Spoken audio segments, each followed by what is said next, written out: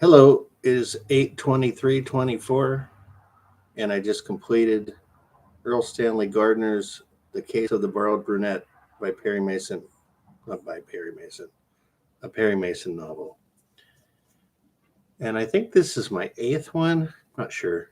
I've got several live reviews of this. I started this before I went to the hospital. I just got out of the hospital and I finished it today at Power Read. And it's a pretty good book. Um, the premise of it is very interesting and intriguing.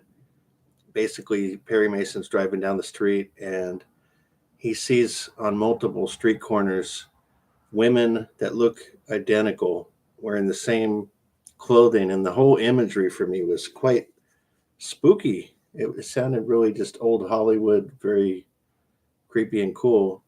And these books are not really creepy, of course. They're murder mysteries, but um, the last Perry Mason that I read last week and posted a review was pretty ridiculous.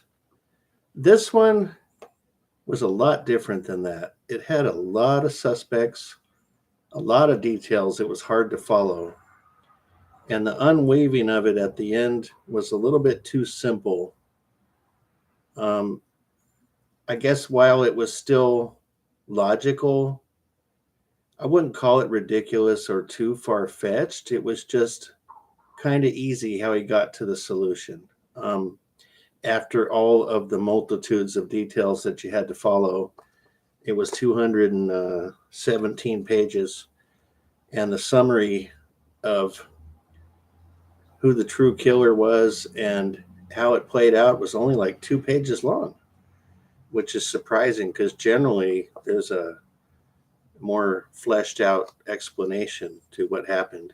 But I think the reason that happened was he probably was under a page limitation and he'd already put so much in it that he had to wrap it up quickly, I suspect. But pretty good book, lots of details. It's almost overwhelming the amount of details. But if you like a very in depth murder mystery, this has a lot of things to throw you off.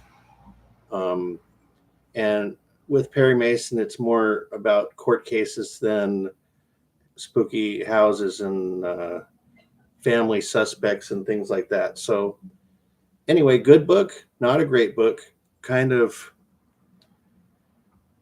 upper two thirds kind of thing, but I liked it. It was good.